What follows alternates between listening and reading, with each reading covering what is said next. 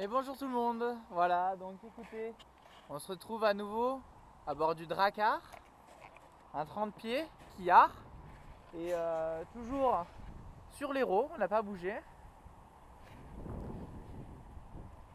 Et donc on s'apprête à faire notre deuxième journée, j'espère qu'il n'y a pas trop de vent, il y a un peu plus de vent aujourd'hui, j'espère que ça ne va pas nuire à la vidéo. Et donc voilà, deuxième journée, aujourd'hui on va parler électronique, on va parler moteur, ça va être assez intéressant. Je vous invite à bord directement. Voilà, donc pour faire simple, si vous voulez, hop, je vais vous mettre directement là. Voilà. Donc pour faire simple, on allume les coupes batterie comme ceci et on peut voir qu'on a actuellement 5 volts sur les batteries. Sachant qu'en dessous de 9 volts, votre batterie est considérée comme foutue et à changer. Parce qu'elle ne se rechargera pas jusqu'au... Elle n'arrivera pas à retrouver sa charge initiale et son autonomie initiale.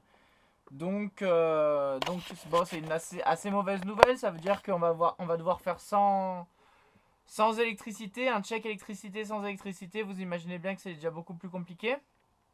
Donc nous, on va s'occuper de faire avec ce qu'on a. Ça ne va pas nous empêcher de regarder l'état général de certains instruments. Et surtout du moteur, hein, c'est ce qui nous importe le plus, c'est le moteur. Et donc on va faire avec ce qu'on a. Voilà, donc écoutez, en préambule, je regarde au niveau de l'électricité, du moteur, voilà. Donc on va voir à peu près à quoi s'attendre. L'électronique, on le fera plus tard. Je vais d'abord m'attaquer au moteur. Donc le moteur, donc dans un voilier, la plupart du temps, pour ne pas dire tout le temps, le moteur se situe derrière la descente. Donc, du coup, on va essayer de trouver le système pour enlever la descente, pour avoir un minimum, savoir où est situé le moteur. Hop. Donc là, on voit qu'on a accès à une petite trappe.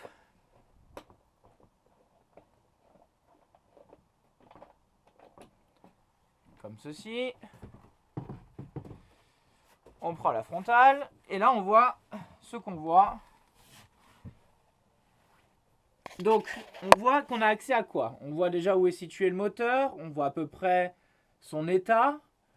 On voit aussi qu'on a accès aux batteries qui sont là. Donc là-dessus il y a une batterie moteur qui sert uniquement à allumer le moteur et une batterie de servitude qui sert pour tout le reste, les instruments de nav, les lumières, etc. Les lumières de nav, etc.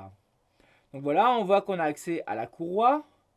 On voit qu'on a accès au filtre fin. Donc ça, c'est ce qui filtre, le dernier filtre qui filtre l'essence avant que ça parte au moteur. On voit qu'on a accès au filtre à eau de mer.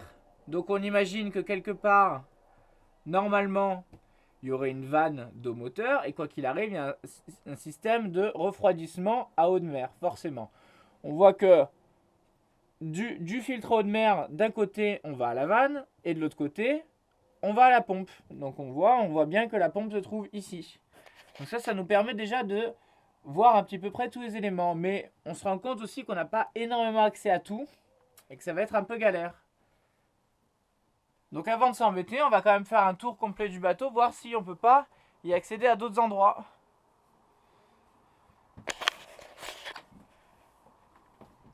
Alors je vais couper les batteries, préserver les peu d'électricité qui reste. Hop. Donc moi je suis parti dans la cabine arrière. Bonjour. Vous allez bien? Ouais, moi je vais bien, ouais. Et toi? Impeccable, merci. Je vois que tu es toujours au travail. Toujours au boulot. Toujours au boulot. Voilà. Ouais. Pourquoi? Qu'est-ce qu'il veut y faire, Patrick, sur son bateau? Il veut juste faire un petit check-up complet, savoir à peu près qu'est-ce qu'il doit voir comme futur investissement, petite réparation, choses comme ça, quoi. Voilà. Donc moi je suis en train de vérifier tout son bateau. Ah, voilà. Très bien. C'est bien. Bonne journée. Allez, toi aussi. Merci beaucoup. Donc nous continuons. Et on voit ici qu'on a une petite trappe à nouveau qui va nous permettre d'avoir de voir à peu près à l'arrière. À l'arrière, qu'est-ce qu'on a? On a le tuyau d'échappement. On a le waterlock. Et on voit quelque chose qui donc nous saute aux yeux à partir de maintenant. Qu'est-ce qui se passe? Bah, tout simplement, on a un moteur, ce qu'on appelle sail drive. Et donc, il n'y a pas de ligne d'arbre. Hein. Vous savez, sur Saori, à l'arrière du moteur, il y a une ligne d'arbre qui va traverser la coque jusqu'à l'hélice qui se trouverait à peu près ici, normalement. Avec un passe-coque, enfin avec un presse-étoupe. Donc, ça traverse la coque comme ceci. Il y a un presse-étoupe au milieu pour faire l'étanchéité. Et donc, le moteur fait juste tourner l'arbre. Alors là, c'est un petit peu différent. C'est-à-dire que il y a bien sûr un arbre qui tourne, mais si vous voulez, c'est un petit peu comme si on avait emboîté sous le bateau. Donc là, vous voyez le disque là, le gros disque noir au fond. En dessous de ça, si vous voulez, c'est un petit peu comme si on avait emboîté la partie inférieure d'un moteur de Zodiac. C'est un petit peu particulier, mais c'est un autre système. Alors, l'avantage, je ne l'ai pas encore compris pour l'instant. J'ai pas encore bien compris quel est l'avantage de ce système-là. Par contre, le gros désavantage qui saute aux yeux, bah, c'est que vous avez un trou de à peu près 35, voire même 40 cm de diamètre au fond du bateau. Donc, je vous imagine, je vous laisse imaginer le reste. Donc, il faut vraiment surveiller impérativement cette pièce. Il y a un joint, donc qui dit joint dit usure. Donc, il y a vraiment, c'est vraiment une pièce qu'il faut surveiller particulièrement. Voilà. Ici, on voit peut-être que j'ai l'impression que c'est un niveau et un bouchon, peut-être de l'huile de l'inverseur, du coup. C'est pas impossible. Parce que souvent, ça se trouve à l'arrière, justement. Donc, il n'est pas impossible que ça, ce soit l'huile et le bouchon, le niveau de l'inverseur. À vérifier, bien sûr, on n'a pas de cahier technique, donc c'est toujours compliqué. Je continue et là, magie, j'ai trouvé une dernière trappe.